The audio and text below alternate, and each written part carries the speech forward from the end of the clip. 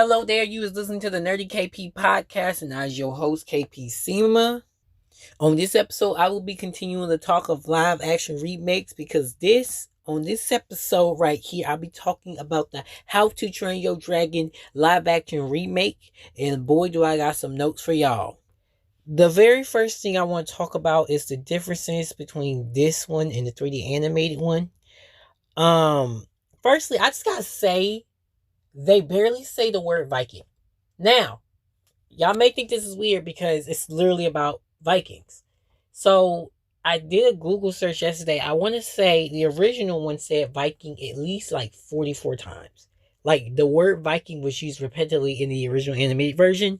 But in this version, it is literally a rarely said word. In fact, most of the lines where they said Viking, they found a way around it. Like it was like bleeping them. It's not, well, not bleeping, but forcing them not to say Viking, which is crazy in a movie literally about Vikings. It's redundant, it's ridiculous, and it was very upsetting, to be honest. Like, I'm like, okay, you're supposed to say Viking. So instead of like, Vikings, there's like what is it called? A dragon slayer or something like that. Like top slayer or something like that. And I was like, wait, what? This is weird. So I guess the studio went to Dean and was like, well, you can't say Viking, but a few times. You only get to say Viking a few times. So he literally said like Viking 5-10 times in a whole movie about Vikings. So that did not make sense. Now, other than them not saying the word Viking, they took out all the, cartoonish moments, of course, because it's a live action film. So some of the cartoonish moments, like especially in the opening scene, were not done because again, cartoonish. They had to reconstruct the scene. So instead of already having the other, rough nut, tough nut, Astrid, and I forget the other dude, the fat one. I forget his name. Fish legs, and it's not something.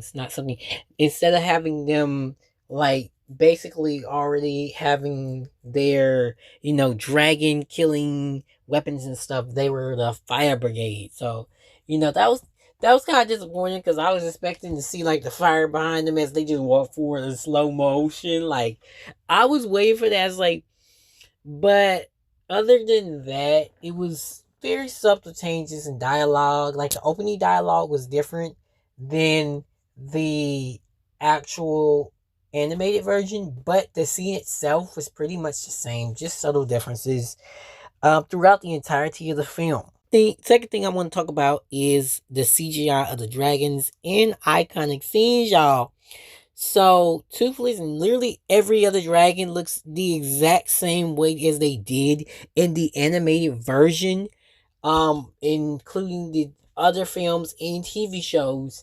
But like the fact, like I remember watching the teaser trailer, not even teaser trailer, the featurette where they were like kind of doing like a little documentary thing, and you could see Toothless, and you're like, oh my goodness, Toothless look just like the animated Toothless, like like the 3D animated version where everything's 3D animated.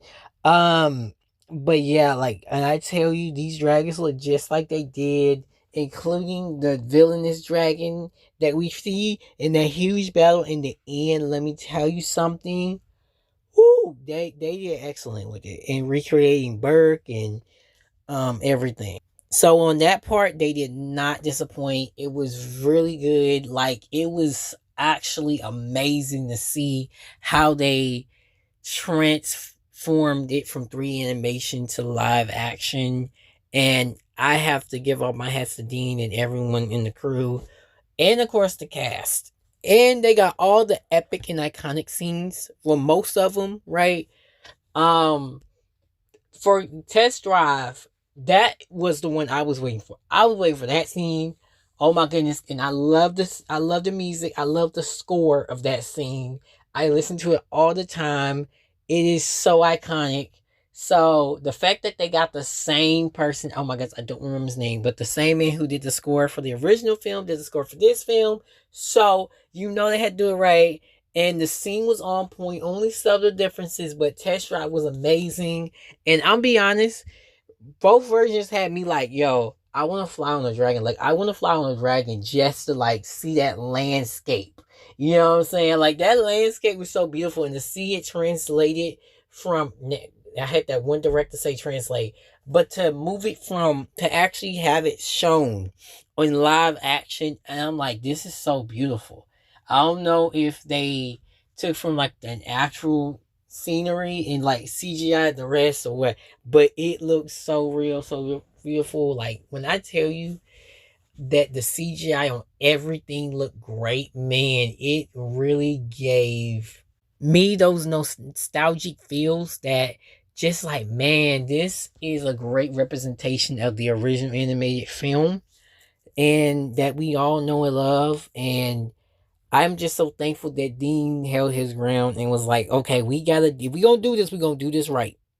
And the third thing I want to talk about is the cast. Let me tell you something. They had the most excellent Hiccup in the world. This dude looked just like Hiccup from the animated film. I mean, and he was literally the perfect choice for the character. I honestly didn't know what young man would be able to play this character as good as the original voicer and have the actual look of the character, as well as a voice that would fit the character. But he did it excellently. I do not know this young man's name. I should know his name. I can't wait to see him in the second one, which will be coming next year? Is it next year or 2027? I can't remember. Okay. Those are not in my notes. None of that stuff is in my notes. But man, this young brother, he played this role to T. He did his thing. And okay, so I just gotta talk about Jared Butler being Jared Butler. His portrayal, live action portrayal of Stoic the Vast, and his animated is the exact same. It's literally the exact same portrayal. Like, this man, Jared Butler is a G in the film industry itself, but like, he did his thing in this movie, y'all. He did sing, and I was like, regardless of how you feel about it, Jared Butler is still Jared Butler, and he is Jared Butler, bro. That's all I can say. That's all I can say. He's yes, yes, yes. The fourth and thing I want to talk about is the forced diversity and political correctness agendas in the film. So, as I just said, it's very forced diversity. Like, they have like 2, 3 black characters, they have about 2 Asian characters and a Latina, and there was this whole scene. So, if you remember the scene where Stoic is basically telling the entire adult part of the village that they're going to be going to find the dragon's nest, and basically they extend the scene to have him basically point to the black man, like a black woman, a Latino woman, and I think an Asian woman. And basically, you came from this tribe and you did this and that, and your people have sacrificed, and we are all fighting against these dragons. And like, honestly, and then giant forced diversity, pretentious speech that did not need to happen. Now, as a black man, I just want to say this. This is a movie about Vikings and Nordic culture. Why in the world is there black people? Why is there Asian people? Why is there any person who's not white?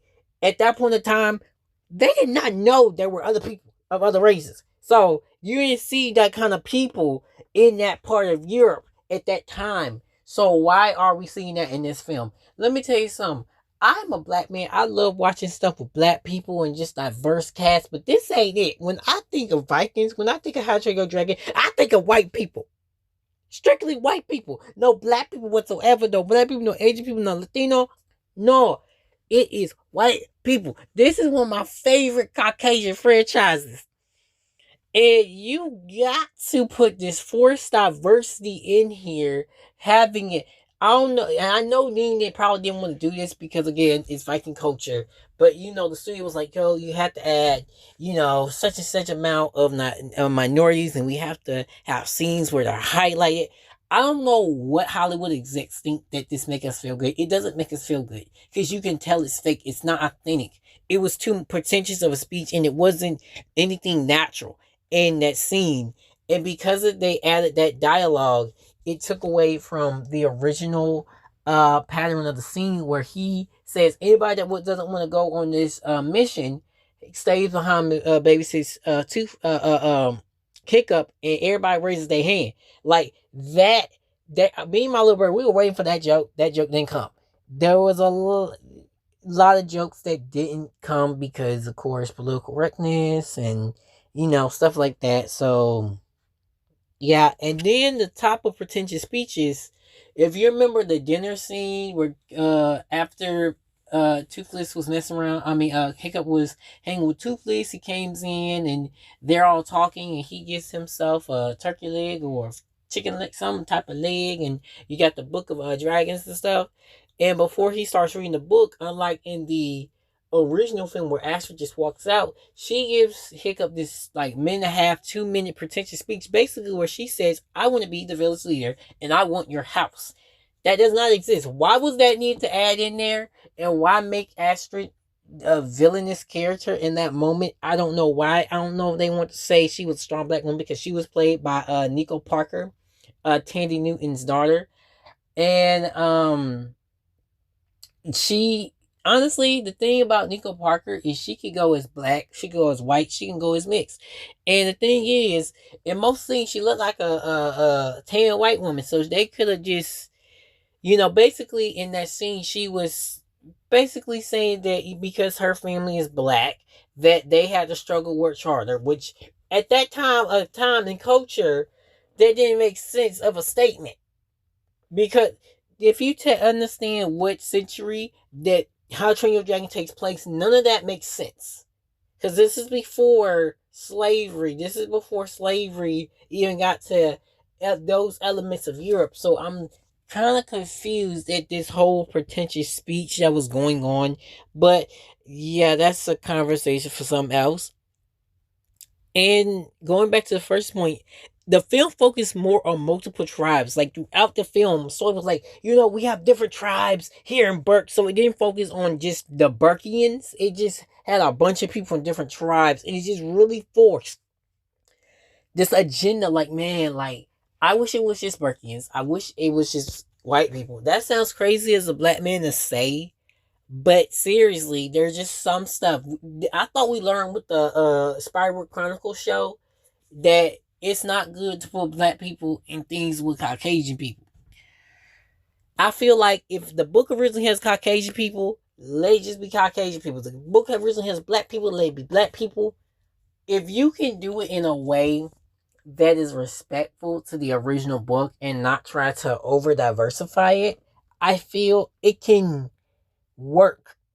Now, there are other stuff like what's it called? The show on Netflix that was big forever, based on Judy Blume book. Also, please check out dang, I forget, it's one of Jason Reynolds books, but basically it's the black version Forever before the Forever show released on Netflix. So y'all please check it out. I forget the name. It's like 23 seconds.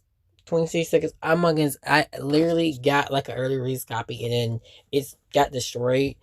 But I got the book on Amazon, the ebook version. But yeah. Other than those forced diversity and the political correctness added to the film, I have to say it started like the original, it ended like the original. So those are my only complaints, to be honest. Those subtle changes in lines and taking stuff out of scenes, the political correctness and the over diversification. Let me give y'all my final rating, okay? It is an Infinity out of 10 and an A plus plus plus plus. Okay. So that's my rating on the film. I loved it. Will definitely be rewatching it over and over again, just like I did the original when I was a little kid. So yeah, like I got nothing but love for it. I can't wait to see the second one and how it's gonna look and how it's gonna connect with the original second film. If it's gonna be slightly different, what if it's going to be some ideas that they left out of the original animated second film. We're going to have to see. And I'm still waiting to see what they're gonna do with the live action Moana, because I hope it's based on the original concept of the Moana film and not the animated version. Because fun fact, originally Moana had 6 brothers. So hopefully they take it there. But other than that, I love the film. I enjoyed it. Everyone did an amazing job. They really did. Um but that is all for this episode. Thank y'all for listening. Thank y'all for supporting, for continually showing me love, for inspiring me, for the people who inspired me to do these podcasts. I truly thank y'all so much. Much love to y'all. And see y'all next time on another episode. Um, maybe be a video game, maybe a movie. We'll see. But hope y'all enjoying y'all day. Be blessed.